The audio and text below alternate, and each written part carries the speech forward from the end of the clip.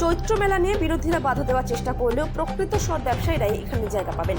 কড়া বার্তা মেয়র দীপক মজুমদারের। আগামী 1 এপ্রিল থেকে আগরতলা শিশু উদ্যান ময়দানে শুরু হতে যাওয়া চৈত্র সেল উপলক্ষে আগরতলা শহরে উৎসবের আমেজ শুরু হয়েছে। আগরতলা শিশু উদ্যান ময়দানে আয়োজিত এই মেলায় স্টল পাওয়ার আশায় দুদিন আগে থেকেই আগরতলা সিটি সেন্টার স্থিত পৌর নিগম কার্যালয়ের সামনে ভিড় জমিয়েছেন শত শত ক্ষুদ্র ব্যবসায়ী। রবিবার রাত থেকে নারী পুরুষ নির্বিশেষে ব্যবসায়ীদের লম্বা লাইন পরিলক্ষিত হয়। ত্রিপুরা থেকে বিক্রম কর্মকারের রিপোর্ট, বিগ নিউজ বাংলা।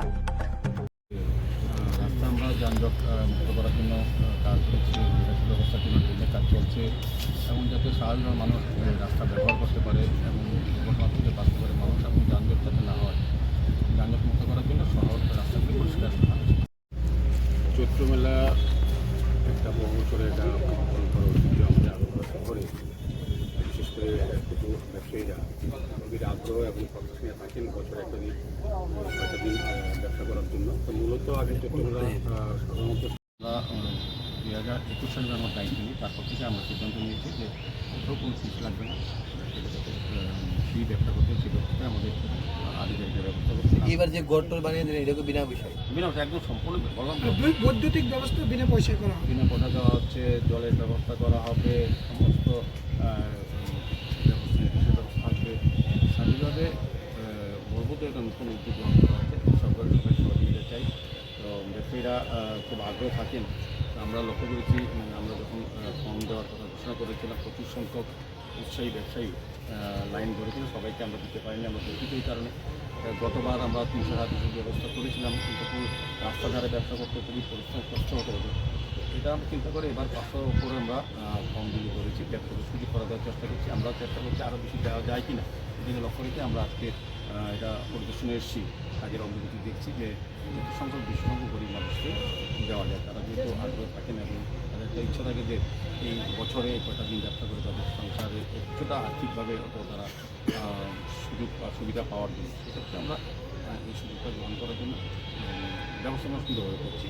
আমাদের সেন্ট্রাল জন্য যিনি চেয়ারম্যান ওয়ার্ডিং কর্পোরেটর আছেন, আমাদের কমিশনার আছেন, আমাদের কমিশনার আছেন, আমাদের এক্সিকিউটিভ ইঞ্জিনিয়ার আছেন, আধিকারিকরা আছেন, স্বাভাবিকভাবে আজকে দেখার পর আমার খুব ভালো লাগছে যে কাজটা অনেকটা এগিয়ে হচ্ছে। আগামী খুব সম্ভবত 1 তারিখ থেকে শুরু হবে এটা।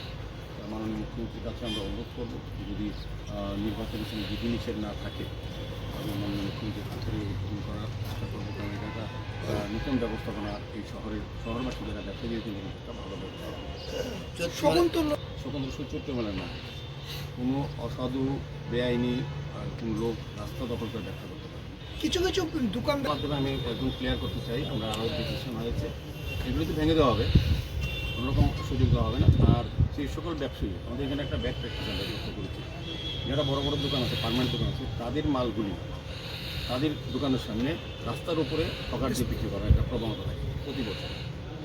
এবার যে দোকানে যখন তাকে ধরতে যাবে, মানে সিসি ক্যামেরা ফিট করা আছে, সারা আগরতলায় আছে, প্রত্যেকের আছে, তো যদি কোনো দোকানদার তাকে আসতে তার খেয়ালটা দেয় বা তার মালগুলি বিক্রি করে আমরা প্রমাণ করতে পারি, সেই দোকানকে এটাই বাতিল করা হবে এবং সঙ্গে সঙ্গে বন্ধ হবে।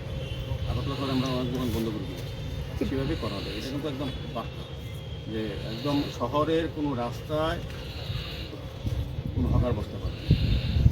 এখানে হকার জন্য যেখানে আমাদের গঠনের ব্যবস্থা মেলা যেহেতু এবার যেটা করা হয়েছে, এখানে সমস্ত আলোর ব্যবস্থা করা আছে এবং আমরা এই 3-4 দিন বা এই দিন চলবে, সাংস্কৃতিক অনুষ্ঠান থাকবে, এটা মেলা হিসেবে আমরা গ্রহণ করছি।